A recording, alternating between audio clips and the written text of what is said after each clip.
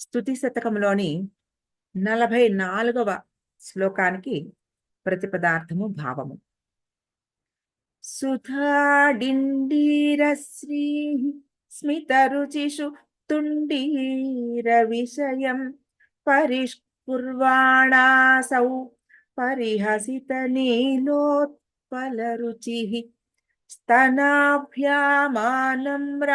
స్తబకయతు మే కాంక్షితతరుం దృశామైసనీనాం సుకృత ఫల పాండిత్య గరిమా. ప్రతిపదార్థం.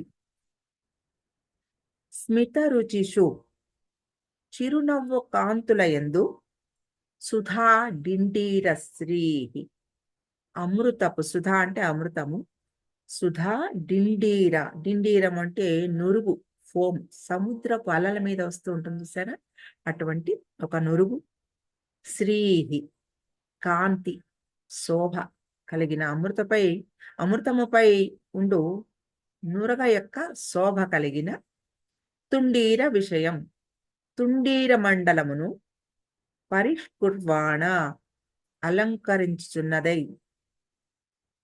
అలంకరించుచున్న తర్వాత ఆ ప్యూరిఫైయింగ్, అక్కడ ఆ ప్రదేశానంతా శుభ్రపరుస్తున్న, అది కూడా అనుకోవచ్చు. పరిహసిత వెక్కిరింపబడిన నీలోత్పల రుచి నల్ల కలువల కాంతి గల, అంటే నల్ల కలువల కాంతిని వెక్కిరిస్తోంది అమ్మవారి దేహ కాంతి.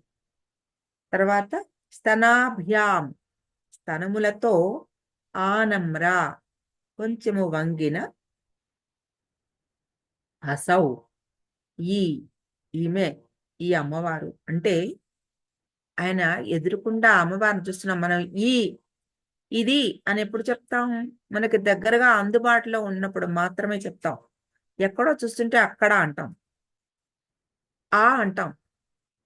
ఈ అంటున్నారంటే ఆయన, ఈమె ఈ కామాక్షి అమ్మవారు అంటున్నారంటే ఎదురుకుండా ఆవిడని చూస్తున్నారు కాబట్టి ఈమె అని చెప్తున్నారు. అసౌ ఐశానీనాం అంటే ఈశానుడికి సంబంధించిన, ఈశానుడు అంటే శివుడు, ఆయన ఈశ్వరునికి సంబంధించిన దృశ్యాం చూపుల యొక్క సుకృత ఫల పాండిత్య గరిమ అంటే పుణ్యఫలమైన పాండిత్య గౌరవము గల, అంటే దీని ఇంకా మనం బాగా అర్థం చేసుకోవాలంటే సుకృతాలు అంటే చాలా మంచి కృతాలు, మనం చేసే కొన్ని విషయాల్లో కొన్ని పనులు, ఆ పనుల వలన అవతల వాళ్ళకి మంచి జరిగినవి, ఈ జీవితానికి ఒక సార్థకత లభించిన పనులు, అటువంటి పనులు వాటిని మనం సుకృతాలు అంటాం. అటువంటి సుకృతాల యొక్క ఫలము పాండిత్య గరిమ, పాండిత్యము గరిమ, పండిన ఒక ఫలము పండాలి బాగా. ఇప్పుడు ఫలం వస్తే సరిపోదు, కాయ నుంచి పండు వస్తే ఫలం అంటాం. ఈ ఫలము ఎప్పుడు బాగా పండుతుంది, అదంతా రసం అయినప్పుడు, బాగా మంచి రసంతో నిండిపోయినప్పుడు అది ఫలవంతం బాగా.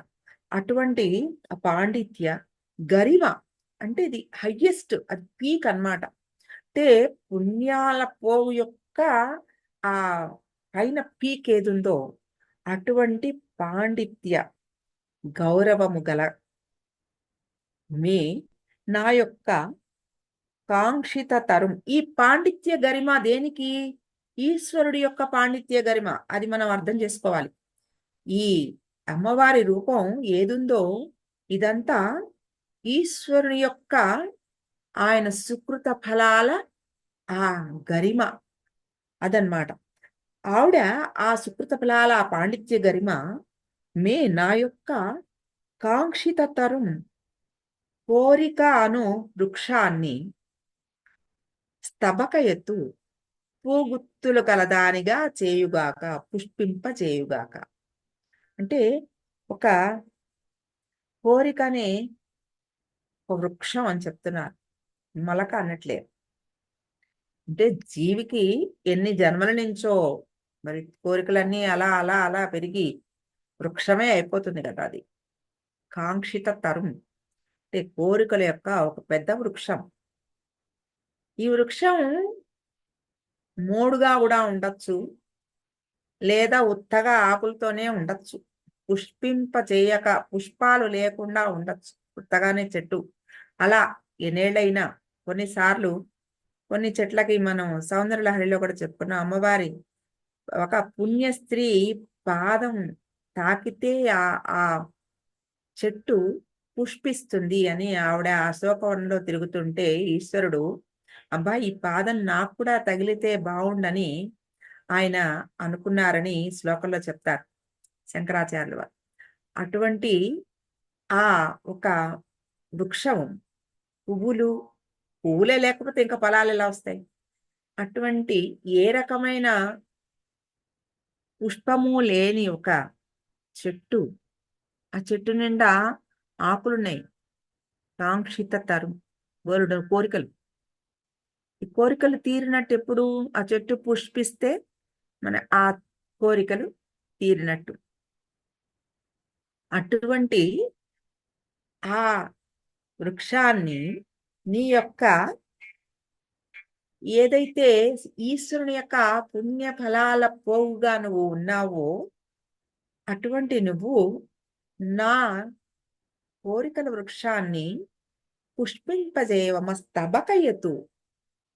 ఒక్క పుష్పం అడగల, స్తబకం అంటే ఒక గుచ్చం, పుష్ప గుచ్చం అంటే చాలా పువ్వులు ఉంటే దాన్ని స్తబకం అంటారు.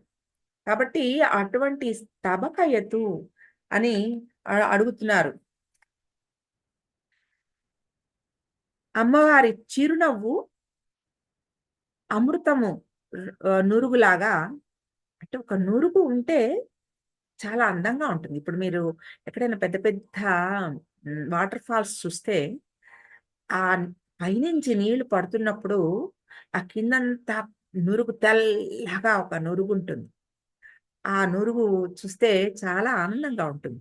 అలాగే ఒక సముద్రపు అలలు, ఆ అల ఎగిసినప్పుడు ఆ అల చివరంతా కూడా చాలా నురుగుంటుంది. అటువంటి నురుగు ఎంత అందంగా ఉంటుందో అలా అమ్మవారి ఆ చిరునవ్వు అమృతపు నురుగులాగా ఉందిట. అమృతపు ఒక చుక్కే ఎంత గొప్పది. అటువంటి అమృతపు ఒక సముద్రం.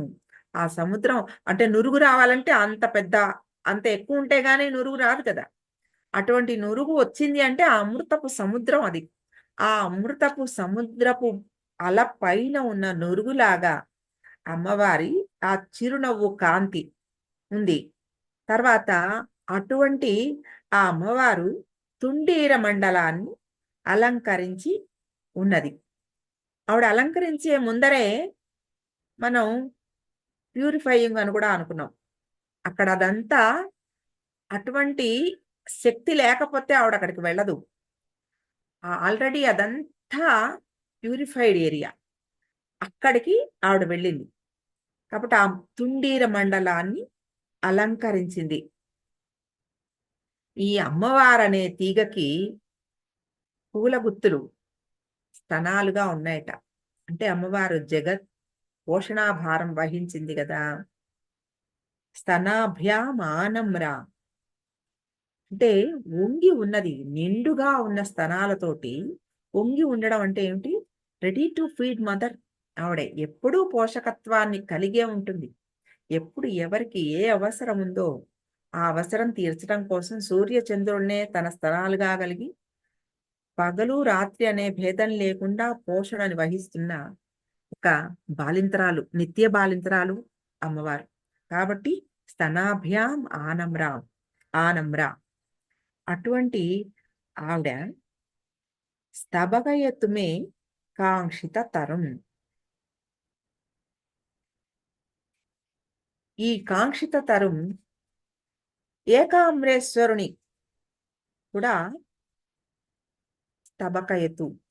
ఆయన అమ్మవారి కోసం, ఆవిడ ఆయన కోసం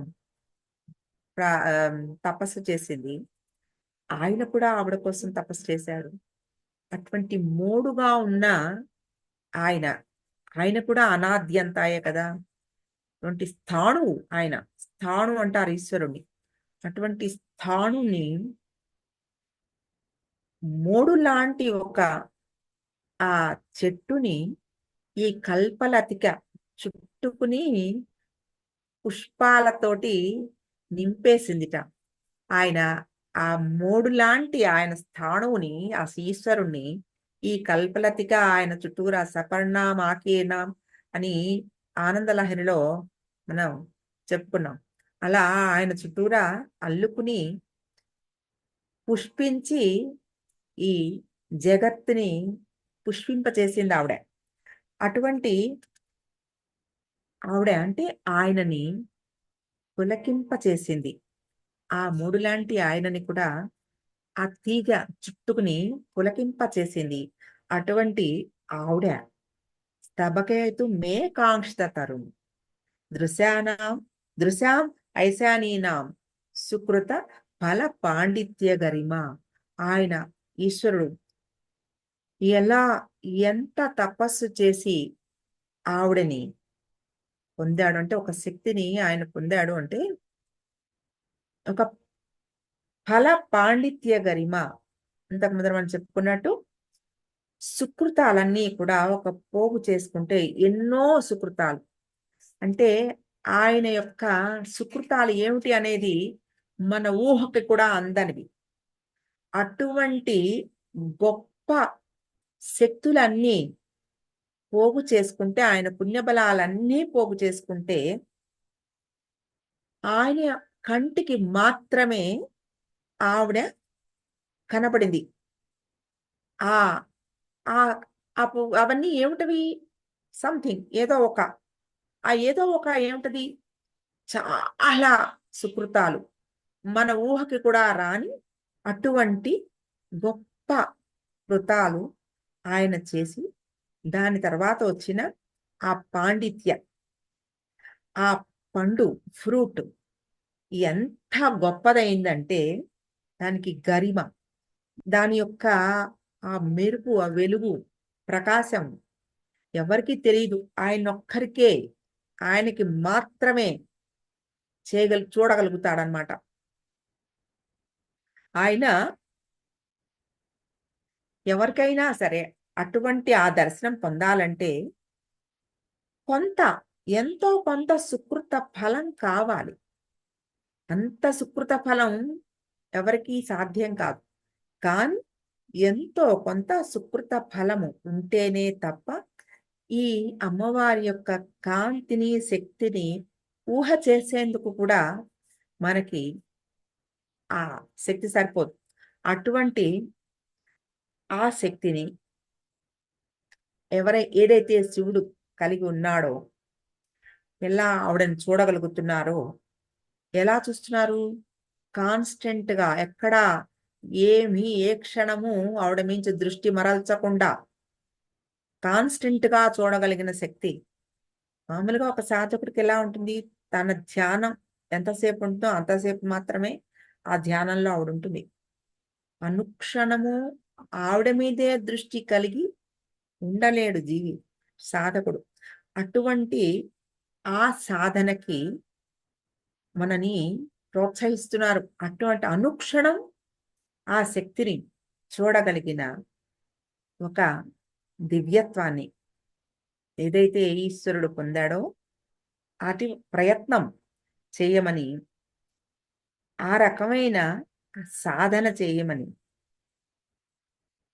నువ్వు గనక నా కోరికలనన్నిటినీ ఒక వృక్షంగా నువ్వు ఒక భావన చేస్తే, ఆ భావన చేసిన వృక్షానికి పువ్వులుగా నువ్వు నాకు దర్శనమీ తల్లి అని అడుగుతున్నారు.